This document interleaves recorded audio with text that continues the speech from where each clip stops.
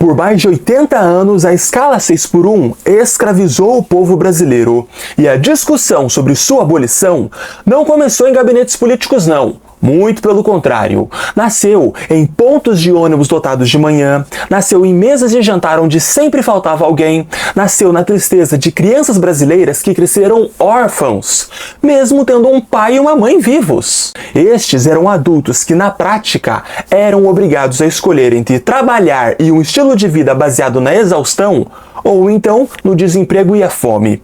Esta guerra já foi declarada há um certo tempo e, ao que parece, estamos na batalha final. De um lado, há o povo brasileiro, honrado, trabalhador e exausto, e a esquerda brasileira que defende os seus interesses. Agora, do outro, a direita, a extrema-direita, o centrão e, principalmente, a burguesia. Eles tentam barrar o futuro do Brasil com aquilo que sabem fazer de melhor, com terrorismo econômico, chantagens, mentiras e distorções. No vídeo de hoje, a guerra pelo fim da escala 6x1. Olá a todos, meu nome é Heron Fernandes e sejam todos muito bem-vindos a mais um vídeo meu aqui no YouTube. Eu estou muito feliz de estar de volta e principalmente para falar de um assunto tão importante para a classe trabalhadora do Brasil, o fim da escala 6x1. Sim, isso é totalmente possível, já deveria ter acontecido, mas há muitos anos. Mas diferentemente do que muitos podem achar, o fim da 6x1 ainda não é uma causa ganha. Ela pode não só não acontecer, como pior, ela pode ocorrer e a gente continuar trabalhando nela ainda que ilegal. Pois é, você não ouviu errado. Mas antes, é claro, que possamos começar, eu tenho que pedir humildemente para que todos aí se manifestem. Deixem o seu like, se inscrevam e, por favor, compartilhem o máximo possível, porque isso é parte do futuro da nação. Há um espectro de revolta que ronda cidades, campos e principalmente as grandes indústrias. O trabalhador brasileiro não aguenta mais. A burguesia nos vendeu a ilusão de que se trabalhássemos muito, dessemos o nosso sangue e o nosso suor, seríamos retribuídos com dignidade e dinheiro. Entretanto, nenhum dos dois veio. Não há nada nas mãos da classe trabalhadora, além, é claro, de feridas e calos. Entregamos tudo e não recebemos nada. Agora, a burguesia e a extrema-direita respondem a este clamor com chantagens, mentiras e terrorismo econômico. A paciência da classe trabalhadora já durou demais. Ela deve ser convertida em pólvora e resistência. Nossa luta deve ser contra todos aqueles que ameaçam os interesses da classe trabalhadora. A realidade material é complexa demais para entendermos a sua totalidade a olho nu. Por isso, existem o campo das ideias e das ideologias. As ideologias servem como um óculos cujas lentes facilitam a compreensão de toda uma realidade. E como este é um canal de história e política comunista, explicarei a realidade como tal. Antes que você possa me xingar e falar aí que você não é comunista, que não sei o que, assista o vídeo primeiro. Depois você fica à vontade aí para me xingar. É no marxismo que encontramos hoje a única ideologia política capaz de nos explicar como uma realidade tão brutal ainda pode existir. Capítulo 1. O capitalismo. Explicaremos a lógica de uma sociedade capitalista a partir do primeiro volume de O Capital, um livro escrito por Karl Marx e até os dias de hoje se traduz como um dos livros mais importantes já escritos em toda a história humana. Ele é tanto estudado por comunistas e socialistas, bem quanto por capitalistas. Afinal de contas, ele é um livro que fala sobre o capitalismo. Marx nos ensina que numa sociedade capitalista só existem duas classes, burgueses e proletariados. Muita gente acha que a burguesia é uma classe rica, é uma classe econômica poderosa e influente, e não estariam totalmente errados, mas é mais do que isso. A definição correta de burguesia é a classe que é dona dos meios de produção e do capital. Os meios de produção são basicamente fábricas, maquinários, indústrias e terras. Já o capital não é só dinheiro não, é qualquer ativo financeiro. O objetivo desta classe é lucro, acima de tudo é lucrar, é acumular o máximo de capital, o máximo de riqueza. Já o proletariado é uma classe antagônica, é a classe do trabalhador comum, que não tem nada além, é claro, da sua força de trabalho para vender. E como ele está imerso nessa sociedade capitalista, ele não tem outra opção além de vender a sua força de trabalho. Do contrário, ele morre de fome. fome. Essa relação entre burguesia e proletariado é baseado na exploração. O proletariado produz um produto ou então ele faz algum serviço e os lucros deste produto ou serviço vai inteiramente para as mãos do burguês. No final do mês, ou no começo dele, o proletariado receberá um salário mensal, que na maioria das vezes será um salário de fome, que hoje chamamos de salário mínimo, que deve estar aí por volta de R$ 1.621. Sim, você tem toda a razão ao pensar que é o governo federal que o define. Logo mais faz sentido pensar que é o governo federal que quer o seu empobrecimento. Mas não é bem assim. Visto que o governo não pode simplesmente aumentar o salário mínimo como se isso dependesse dele. Porque isso também depende da aceitação das empresas. Não adianta, por exemplo, o governo falar, ó, a partir de agora vai ser um salário mínimo de 5 mil. As empresas vão pagar? Não vão. Então a realidade não é tão simples assim. Este conceito que explica a raiz da exploração está presente no primeiro volume de O Capital. Ele é chamado de mais-valia. E lá ele é explorado com muito mais profundidade, com uma riqueza maior de detalhes. Mas aqui, um detalhe muito importante que pode mudar a concepção que você tem sobre os comunistas. A análise comunista da realidade material não faz julgamento de valor, não faz um julgamento ético ou moral sobre o indivíduo. Isto é, o patrão ou o burguês, no caso, que podem ou não ser a mesma pessoa, não explora porque ele é mau, maligno ou mau caráter. Não, mas sim porque ele cumpre um papel de exploração que foi normalizado pela estrutura capitalista. O foco da análise comunista não é na moralidade de ninguém, mas sim na estrutura, que torna a exploração a regra do jogo. E há um conflito brutal de interesses entre essas duas classes. Exatamente porque o proletariado não quer sobreviver, ele quer viver e aproveitar de tudo de bom que este mundo tem para nos oferecer. Ele quer trabalhar menos e ganhar mais, entende?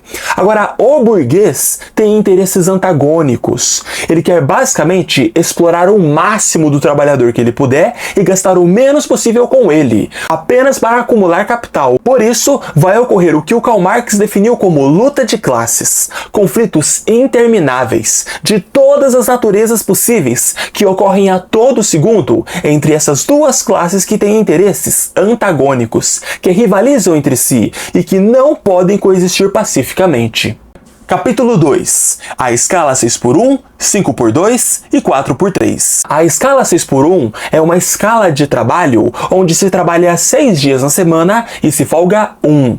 Ela existe há muitos e muitos anos no Brasil, há séculos na verdade, mas ela foi consolidada e regulamentada no dia 1º de maio de 1943, no Dia do Trabalhador, pelo presidente Getúlio Vargas. Naquele momento não só regulamentou essa jornada de trabalho, como também criou a consolidação das leis do trabalho. E por mais absurdo que possa parecer, lá em 1943, a 6x1 era vista como sinônimo de dignidade e de escala humana, exatamente porque antes disso as pessoas trabalhavam do jeito que Deus quisesse, ou melhor, do jeito que o patrão quisesse. Muitos, inclusive a maioria, trabalhavam na escala 7x0, trabalhava de segunda a segunda, sem descanso, e se ficasse doente, se acontecesse um acidente, se qualquer coisa, problema seu. Se faltar, perde um dia de trabalho. Em alguns casos, você possa ser demitido.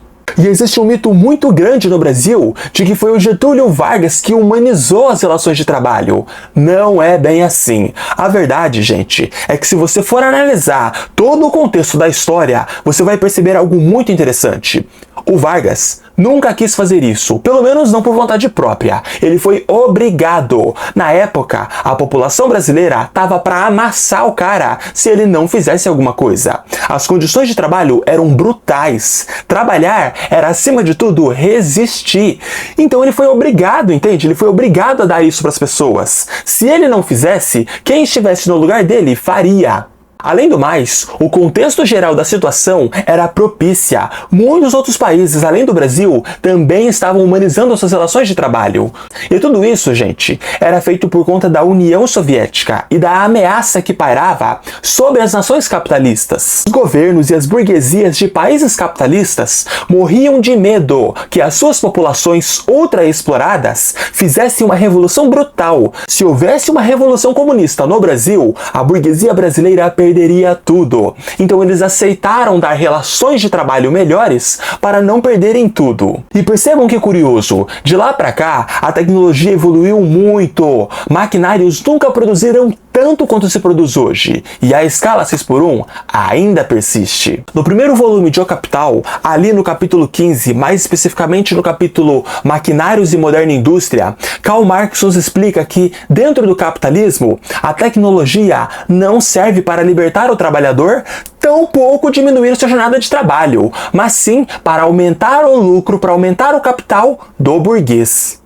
Atualmente, a 6x1 não é mais vista como digna, é visto como uma escala desumana e escravagista. As pessoas não têm tempo para nada, elas não podem sair e ver um parente que mora um pouquinho mais longe, elas não podem cuidar de si, sequer estudar e se profissionalizar para conseguir um emprego melhor um dia. E isso é muito importante, porque são os empresários brasileiros que reclamam tanto da falta de mão de obra especializada neste país. O trabalho deveria ser sinônimo de libertação, não de escravidão. Por conta disso, os poucos países socialistas que ainda restam se trabalha bem menos, porque lá há um respeito muito maior pela vida e pela dignidade humana.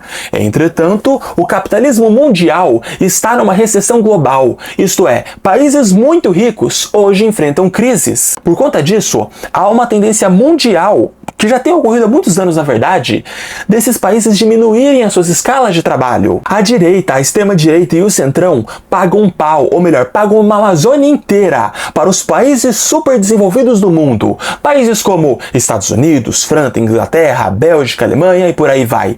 Todos estes países trabalham atualmente na escala 5x2. Trabalha 5 dias e folga 2. Mas agora há uma nova tendência. Já há muitos países europeus adotando a escala 4x3. Trabalha 4 e folga 3. Tais quais como a Islândia, a Bélgica, a Alemanha e a Nova Zelândia. Mas adivinha, quando é para falar de redução de jornada de trabalho, aí não. Aí a extrema-direita não quer seguir o exemplo. Muitos políticos da direita gostam de pagar um pau pro Japão e dizem que o japonês sim é trabalhador e que por isso eles chegaram onde estão.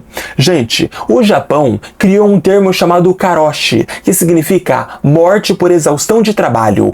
A coisa foi tão feia, mas tão feia, que lá em 1970 eles foram obrigados a diminuir radicalmente a sua escala de trabalho, porque muita gente estava morrendo. Atualmente, o trabalhador médio japonês trabalha bem menos que o brasileiro. E você não precisa acreditar em mim. Acredite na OCDE, a Organização para a Cooperação do Desenvolvimento Econômico. A OCDE mostra que a jornada semanal do japonês médio rola aí entre 31 a 32 horas na semana. Agora, segundo a mesma organização e o IBGE, o trabalhador brasileiro trabalha entre 40 a 44 horas semanais. Já o americano, que a extrema-direita é tão fã, inclusive batem continência e erguem a bandeira dele como se fosse a nossa, trabalha exatamente 34,3 horas semanais. Já o alemão trabalha 34,4 horas semanais. Um pouquinho mais que o americano. Detalhe, o salário mínimo desses países super desenvolvidos que trabalham menos é bem maior do que o salário mínimo brasileiro. Nós temos que lembrar que o custo de vida no Brasil está disparando cada vez mais. Atualmente, gente, o salário mínimo do Brasil é R$ 1.621. Uma miséria. A cesta básica mais cara do Brasil custa exatamente R$ 883,94. Só que eu não vou fazer uma comparação esdrúxula não, até porque o salário mínimo de São Paulo é maior do que a média nacional, é exatamente R$ 1.804. Esse é o nível de exploração. São pessoas que trabalham na 6x1 e ainda assim não têm dinheiro para comprar 2 cestas básicas. Na prática, isso destrói o mito de que é só trabalhar que a consequência será enriquecer. Não vai, porque se isso fosse a regra do jogo, o Brasil seria muito mais rico do que o Japão, os Estados Unidos, a Alemanha e tantas outras nações do mundo. O problema do Brasil não é a escala de trabalho, mas sim a produtividade. Só que a forma como a mídia brasileira tem relatado isso, tem apresentado isso ao público, é uma forma canalha, suja, imunda, ultra irresponsável que deve ser cabível até de processo. Jornais como a Gazeta do Povo e o Folha de São Paulo querem te convencer de que das duas uma, ou você trabalha pouco, ou então você trabalha mal. Algo que qualquer brasileiro médio trabalhador sabe que é mentira. Os problemas de produtividade que o Brasil tem existem, mas eles não são culpa do trabalhador brasileiro. Eles são culpa da falta de indústria e infraestrutura que o Brasil não tem. E de quem é a culpa? Olha, por mais surpreendente que possa parecer, não é do governo. Na verdade, a culpa recai inteiramente sobre a elite agropecuária e a bancada ruralista. Sim, isso mesmo que você acabou de ouvir, porque historicamente eles destruíram e impediram qualquer projeto de industrialização nacional. Eles morrem de medo de uma industrialização, porque eles sabem que ao fazer isso, teria uma concorrência política e principalmente econômica massiva. Isso faria com que uma elite industrial se formasse no Brasil. Pessoas mais ricas surgiriam e que, obviamente, tomariam o seu local dentro do Congresso brasileiro. Então, continuar com o Brasil desse jeito é a garantia de que o agro precisa para que o Plano Safra continue existindo. Um plano absurdo e descomunal que é basicamente hoje o maior esquema de transferência de renda pública para o bolso do latifundiário. Então não, o agro não é pop, o agro não é tech, o agro é corrupto e ladrão, e ainda destrói a industrialização brasileira. A última presidente brasileira que tentou reindustrializar o Brasil foi a Dilma Rousseff. Entretanto, ela fez isso no meio de uma crise econômica, teve que confrontar a elite agropecuária e no final não só não deu certo, como ela terminou sendo impeachmentada. E sim, o impeachment é um processo legal na Constituição, entretanto, na época se a acusou de pedaladas fiscais. E por isso teriam tirado ela, mas na verdade a situação é bem mais embaixo, visto que todos os presidentes fazem isso e ninguém nunca saiu por isso na história do Brasil, menos a Dilma, ou seja, a tiraram de lá por outros motivos. Ao meu ver, na minha análise política, a tiraram de lá por conta dela ter confrontado a elite vigente e ameaçado o poder deles com um plano de industrialização. Mas isso fica para um tema de um próximo vídeo. Capítulo 3. VAT, vida além do trabalho. Na metade de 2023, um rapaz chamado Rick Azevedo, que por sinal havia trabalhado na 6x1 por 12 anos, começou a fazer uma série de vídeos no TikTok, nos dando exemplos diários de como essa escala era desumana e como milhões de brasileiros adoeciam por conta dela. Ele fundou o movimento VAT Vida Além do Trabalho, que é há pelo menos uns 3 anos o movimento popular que mais cresce no Brasil e com muita folga. Atualmente, Rick Azevedo é vereador do PSOL lá do Rio de Janeiro. Ele mandou a proposta dele para a deputada Érica Hilton e para o deputado Reginaldo Lopes. Ambos formalizaram ali uma proposta de emenda à Constituição, uma PEC. Isto é, uma proposta forte que fica atrelado ao conjunto de leis mais sagradas que o Brasil tem, a nossa Constituição.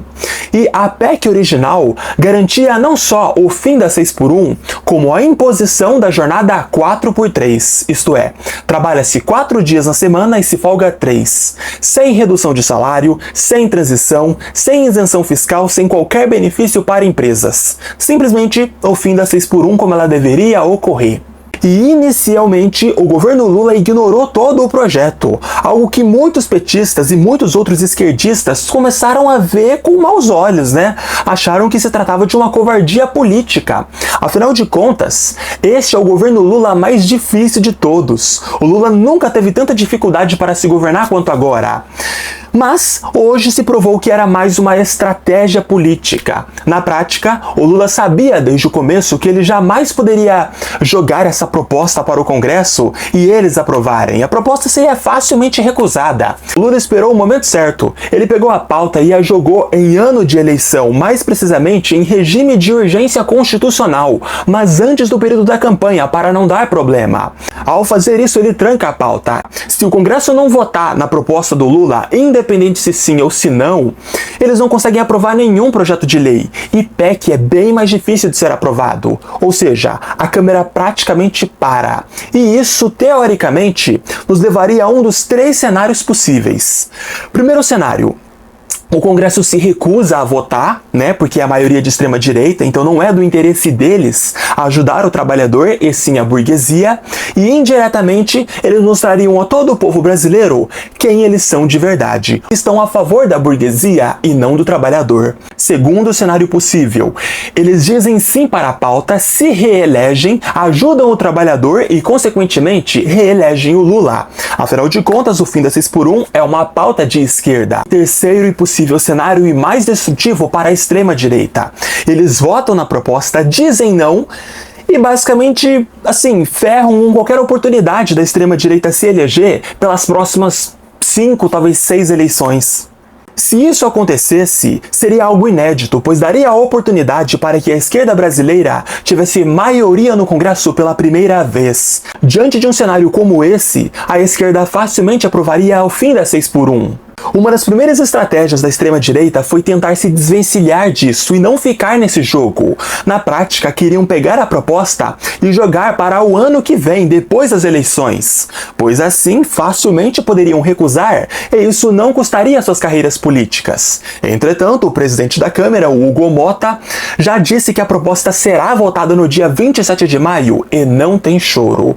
E embora este homem pareça ser um grande aliado, ele não é, nem da esquerda, tão pouco do trabalhador brasileiro. Basicamente porque quando foi do interesse dele, ele barrou ou então disse não para projetos que era do interesse da classe trabalhadora.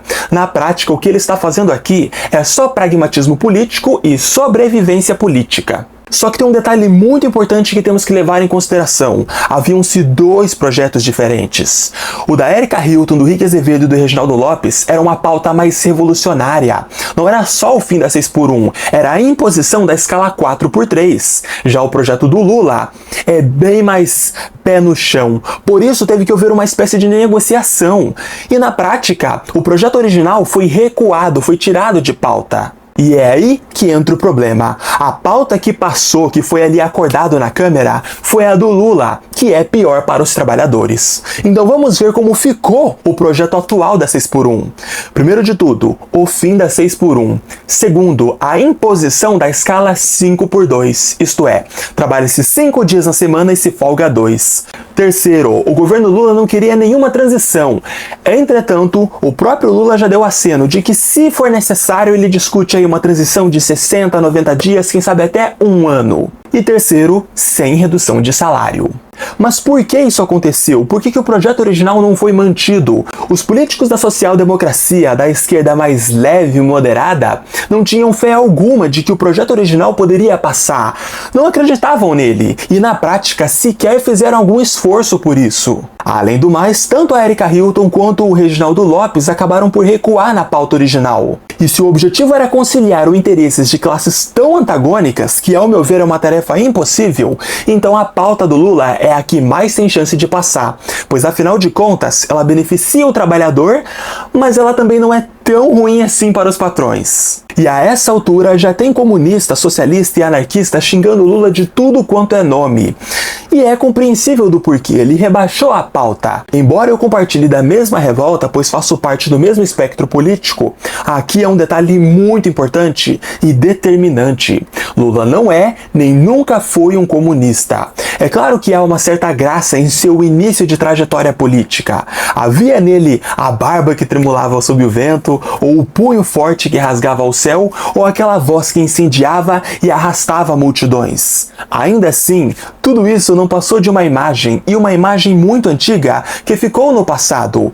O próprio Lula nunca se comprometeu com revoluções no sentido mais literal da palavra. Ele preferiu a arte de conciliar mundos, embora o mesmo tenha protagonizado episódios revolucionários na história do Brasil. Então, se o fim da 6x1 for aprovado nas condições em que o Lula quer, tudo isso será interpretado pela social-democracia como um sucesso estrondoso, e não como um projeto bom que poderia ser muito melhor.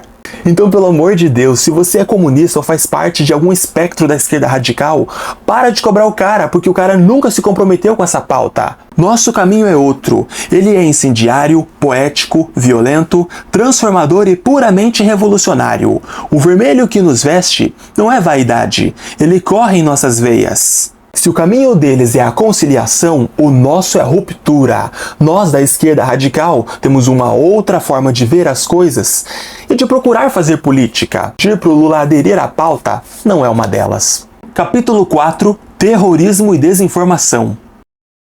Historicamente falando, sempre que houve algum projeto de dar direitos para a classe trabalhadora brasileira, a elite reagiu violentamente mal, e a frase sempre ecoou na história: o Brasil irá quebrar. Essa edição desse jornal que vocês estão vendo é uma edição de mais de 100 anos atrás.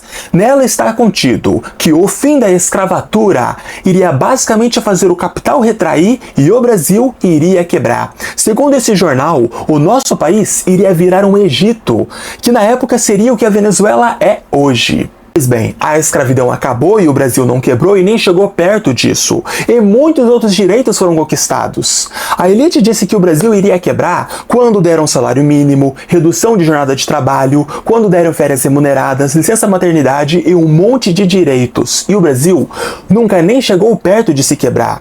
Na prática, a burguesia está em desespero porque eles sempre controlaram esse Brasil com uma facilidade e com muito conforto que é até invejável para outras elites do mundo.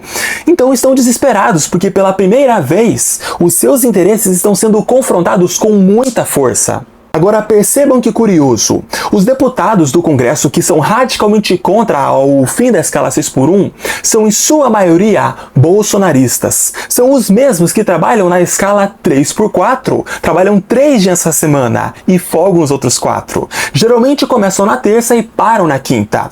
E eles querem convencer você, trabalhador, que o fim da escala 6x1 é ruim para você.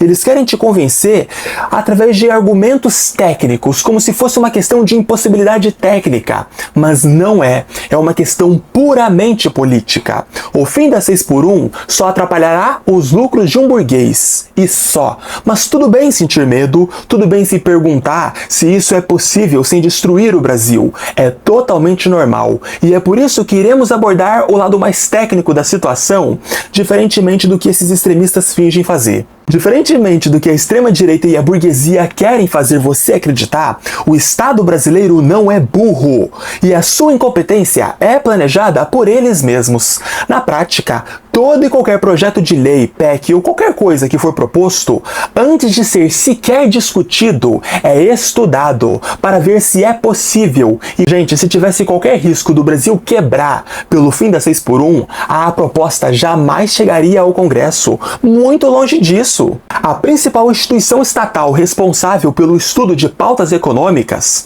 como o fim da 6x1, que acaba sendo também uma pauta econômica, é o IPEA, que é basicamente um Instituto de Pesquisa de Economia Aplicada. O objetivo dele é analisar as políticas econômicas e ver se elas estão dando fruto, se estão dando certo, se estão dando problemas, se podem ser corrigidas ou se devem ser retiradas com urgência.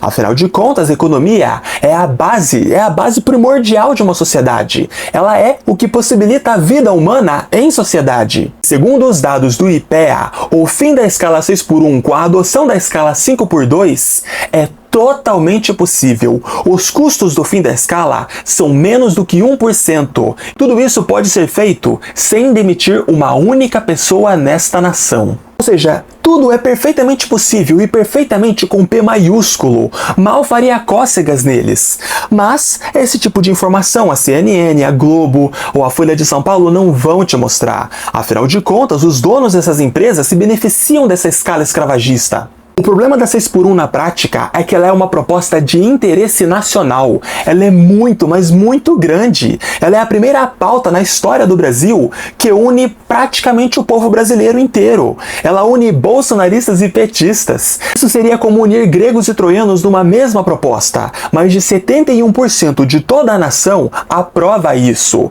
No início, políticos bolsonaristas falavam que iam votar contra, mas radicalmente foram massacrados por seus eleitores e magicamente mudaram de ideia. Na prática, sobrou para a própria burguesia fazer o seu terrorismo econômico. Então vamos analisar algumas das principais fake news e desmistificá-las. Primeiro de tudo, haverá demissões.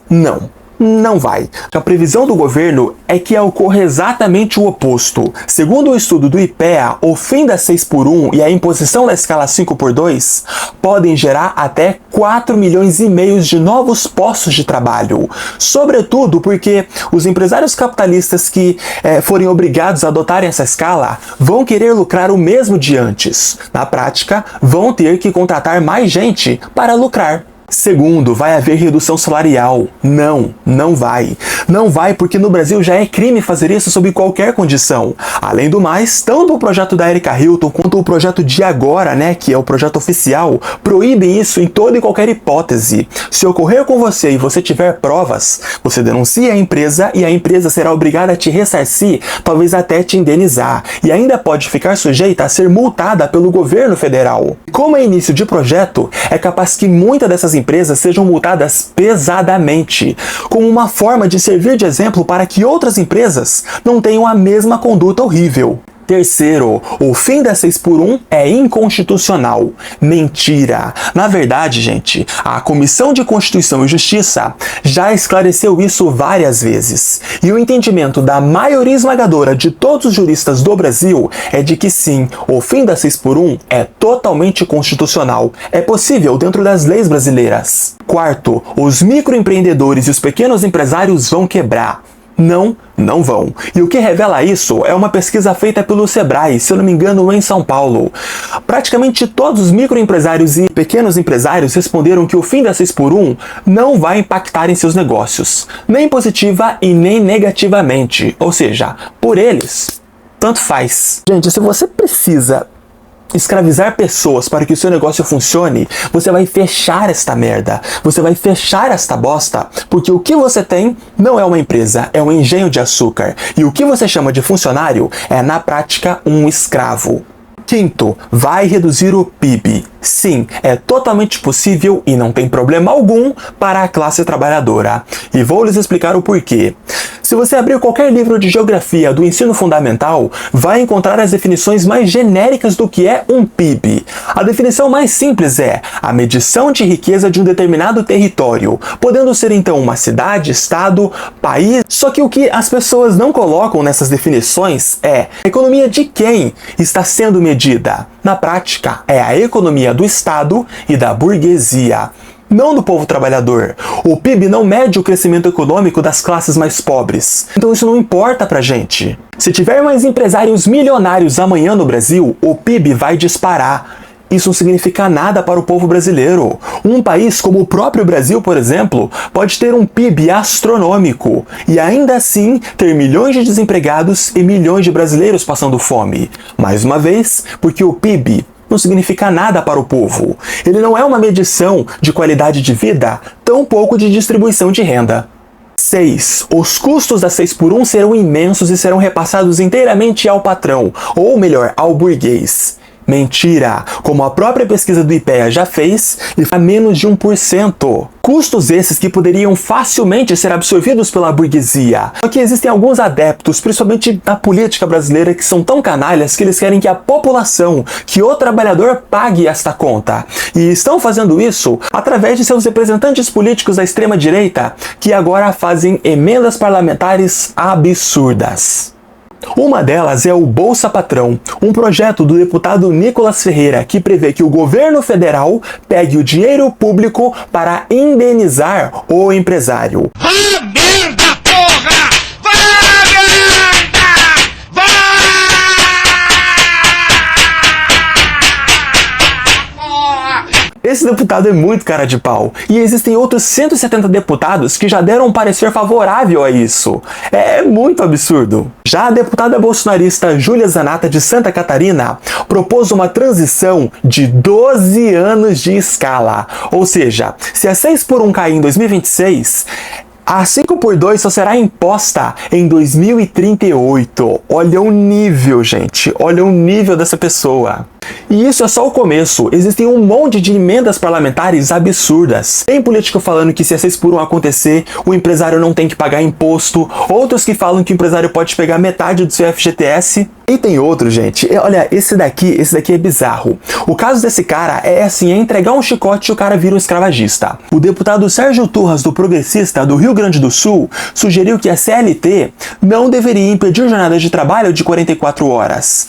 Ele sugeriu que você tenha a liberdade, muito entre aspas, de poder trabalhar às 52 horas. Vocês percebem o contexto da situação? Milhões de brasileiros estão exaustos e perdendo a redução da jornada de trabalho. E agora o cara vem com esse papo de que está defendendo essa liberdade de que você possa trabalhar 52 horas.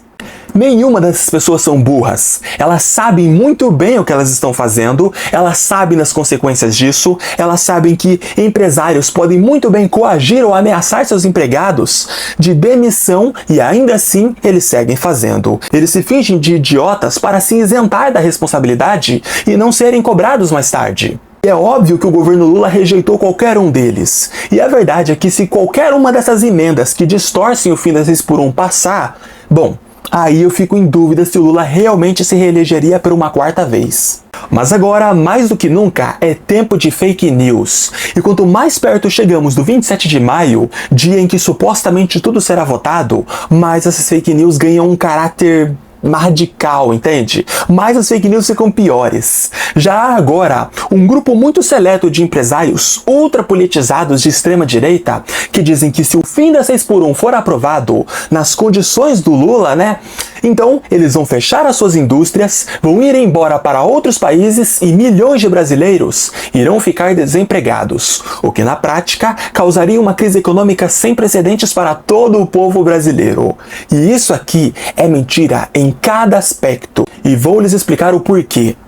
Primeiro de tudo, estes empresários não vão sair do Brasil. Eles fazem parte da mesma classe que disse que sairiam do Brasil se o Lula se elegesse em 2022. O Lula se elegeu, eles continuam aqui. Mas a grande prova de que eles não vão sair daqui é que o mercado brasileiro é muito lucrativo. Poucos países têm o que o Brasil tem, um mercado consumidor colossal e regras tão boas para os grandes empresários, como isenção de impostos, doação de terrenos e por aí vai. Eles não são tão imbecis quanto parecem, entende? Eles fazem isso por terrorismo econômico, mas eles são conscientes e sabem que se saírem daqui hoje, amanhã tem outro empresário que toma o lugar deles. Agora percebam a natureza desse discurso. Nós vamos sair do Brasil e você vai ficar sem emprego. Isso aqui é absurdo. O capitalista ele tenta sequestrar o emprego para si, como se a vida na sociedade só fosse possível através dele. Ele se apresenta como um pilar essencial para o funcionamento básico de uma sociedade. Pois afinal de contas, se não houver um empresário, não há empresa. E se não há empresa, não há emprego. E se não há emprego, como é que a vida acontece, né? Mas não é bem assim. Antes do modelo econômico e político capitalista surgir, o trabalho, o emprego, os recursos e a vida já eram possíveis. E serão possíveis depois se o capitalismo morrer. O que gera um emprego não é o empresário capitalista empreendendo num país tão complexo e corrupto como o Brasil, e sim a necessidade por recursos.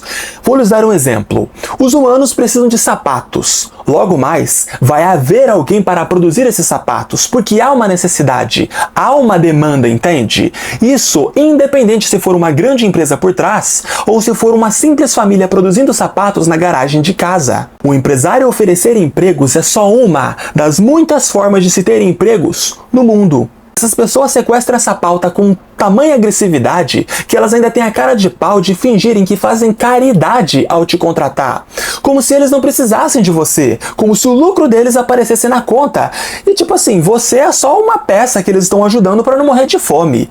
Pelo amor de Deus. Vou lhes dar um exemplo de como esse raciocínio é absurdo e foi invertido radicalmente.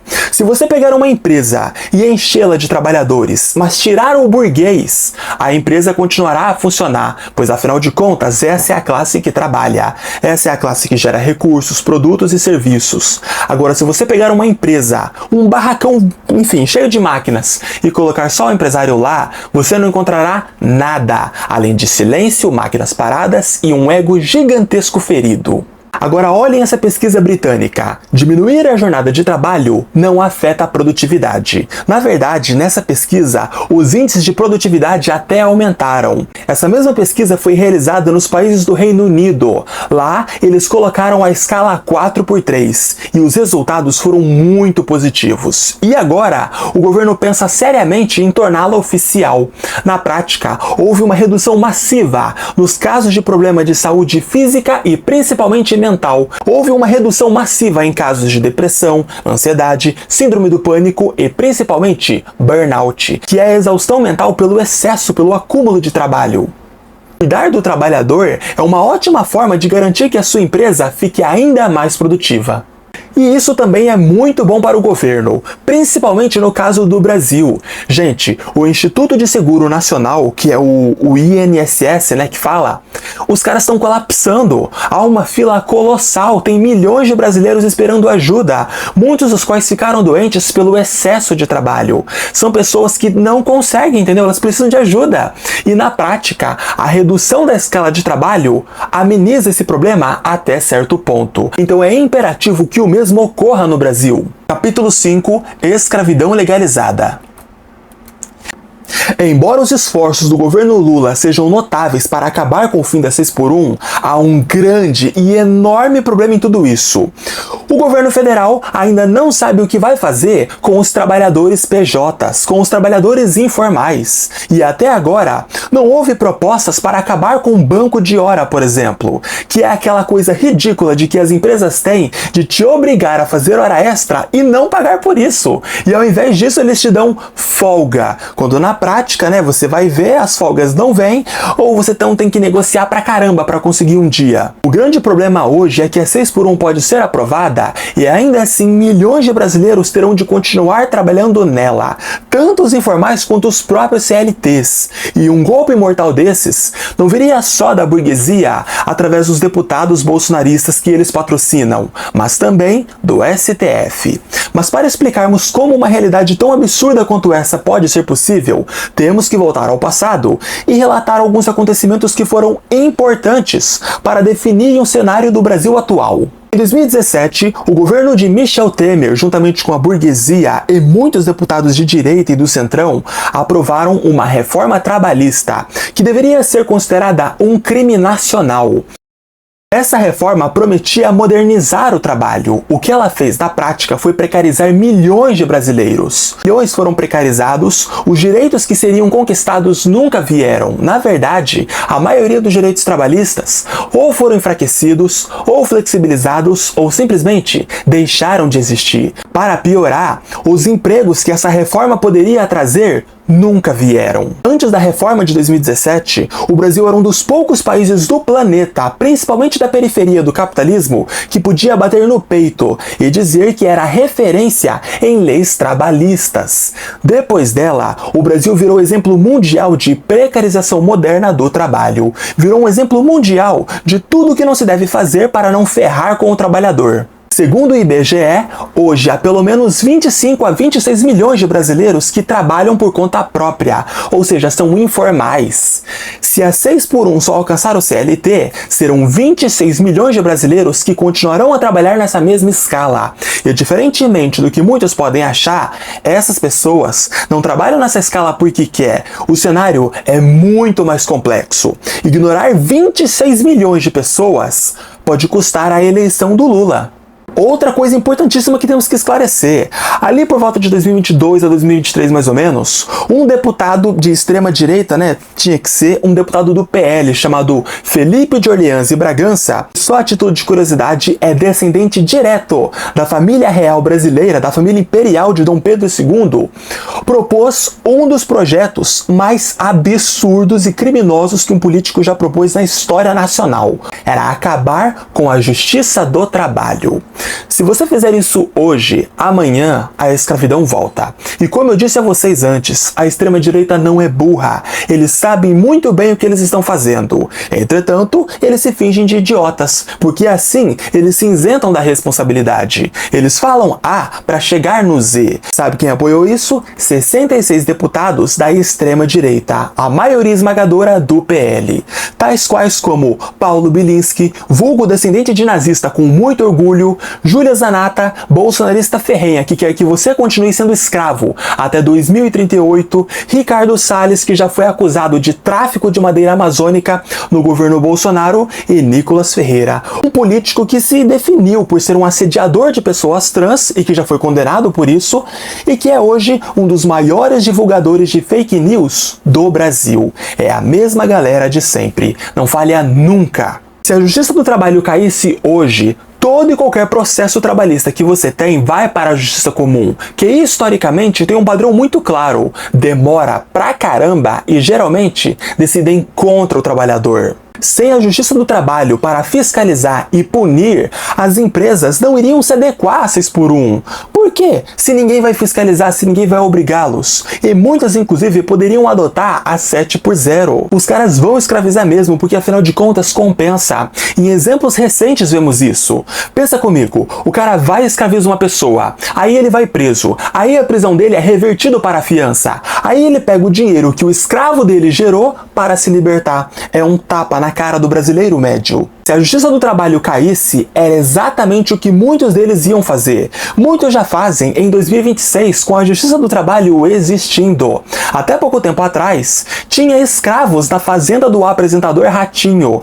E para piorar, existia uma clara intenção de destruir ou de no mínimo sucatear a Justiça do Trabalho. O orçamento para a fiscalização e inspeção do trabalho foi reduzido massivamente ao passar dos anos. Em 2015 e 2016, o orçamento deles foi de 51 para 44 milhões. Agora, em 2021, foi para 23 milhões. Em 2023, voltou para 30 milhões. Isto é, existe um projeto claro em curso para enfraquecer a fiscalização do trabalho. Agora que a gente falou sobre como os deputados bolsonaristas podem acabar com a 6x1, vamos falar do Supremo Tribunal Federal. Nos últimos anos, o STF se destacou, defendendo a democracia contra o golpismo e obrigando políticos de extrema-direita a respeitarem a Constituição. Entretanto, agora eles têm o potencial de ferrar com este país como nunca antes fizeram em toda a história. Historicamente falando, e até os dias de hoje, o padrão é claro: os ministros do STF são em sua maioria ultraconservadores. E sempre que decidem uma pauta trabalhista, dão vitória para o empresário, ok? Nunca para o trabalhador. E isso não é mera opinião não, isso é um padrão claro.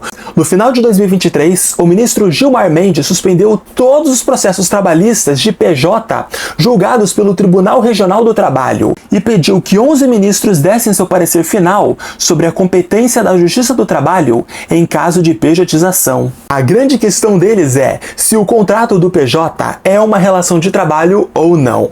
Eu sei, é ridículo e absurdo de tão óbvio para você que é brasileiro, mas na lei brasileira, graças à reforma do Temer, a situação é radicalmente diferente. Porque hoje, nas leis trabalhistas, consta que o PJ é um prestador de serviços e não um trabalhador. Porque segundo a lei, o PJ, ele não tem compromisso com a empresa, ele não teria uma escala definida, ele não tem salário, ele recebe por serviços, ou seja, ele é um trabalhador livre. A lei é assim, mas na prática é radicalmente diferente. Só quem já foi informalizado ou quem é hoje sabe como isso é absurdo. O governo suspeita que mais de 5 milhões de brasileiros que foram informalizados entre 2022 e 2025 tenham sido coagidos a serem pejotizados. Isso, claro, sob o risco de serem demitidos. Elas têm escala de trabalho, elas têm uma responsabilidade para com a empresa, só que elas não têm direitos. É o regime perfeito para o empresário brasileiro. Na época, o Tribunal Regional do Trabalho estava para reconhecer o vínculo empregatício entre o PJ e os empresários. Entretanto, o ministro Gilmar Mendes decidiu que não vai ser assim e que a competência de julgar toda a causa é do STF. Agora me diga, trabalhador brasileiro, qual é a chance dessas pessoas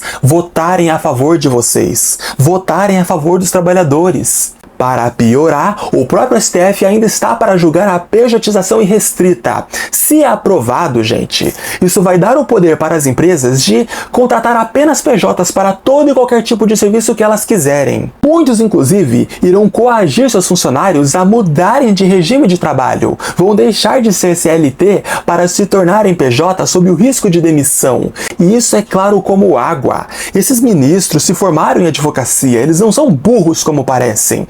Mesmo assim, eles estão inclinados a votarem contra o trabalhador.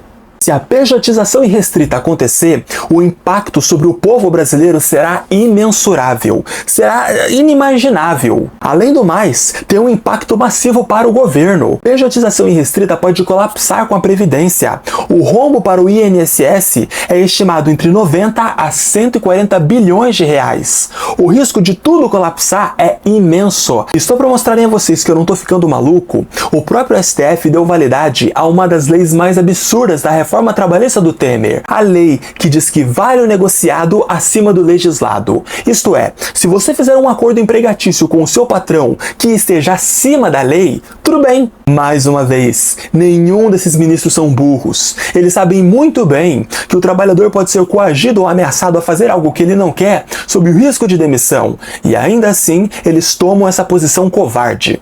Se o trabalhador brasileiro médio continuar a ser reduzido a uma condição de descartável, então tanto os deputados bolsonaristas quanto esses ministros do STF vão conhecer uma revolta de proporções inestimáveis. O que houve em 2013 será fichinha perto de uma tempestade que pode vir por aí. E pior de tudo, o risco político não é igual para todos. Políticos bolsonaristas podem fazer emendas absurdas e cometer seus crimes à vontade. Se forem presos hoje, amanhã surge outro otário para substituir eles. O risco para o STF é muito maior. A Suprema Corte arrisca algo muito maior que suas profissões. Arriscam a perca irreversível de sua legitimidade. O perigo, no caso, reside numa unificação social, simplificando milhões de brasileiros, tanto bolsonaristas quanto petistas, todas as classes sociais se unirem contra vocês. Diante de um povo destituído de dignidade, as barreiras partidárias desabam. Longe de mim querer o colapso da instituição, mas parece que isso é a única coisa que vai acontecer. Na prática, a única forma de se aprovar a 6x1 com dignidade, sem palhaçada de bolsonarista e sem nenhuma pegadinha do STF para ferrar com tudo, é o povo brasileiro indo às ruas, fazendo pressão e mostrando mais uma vez a quem pertence esta nação, a classe trabalhadora do Brasil. Se você gostou desse vídeo, por favor, deixe o seu like, se inscreva, ative o sininho para receber notificação quando tiver vídeo novo e, por favor, compartilhe o máximo possível. Pois como eu disse no início do vídeo, isso aqui é parte do futuro da nação. Esse é o vídeo de hoje, até mais pessoal, falou, é nóis e fui!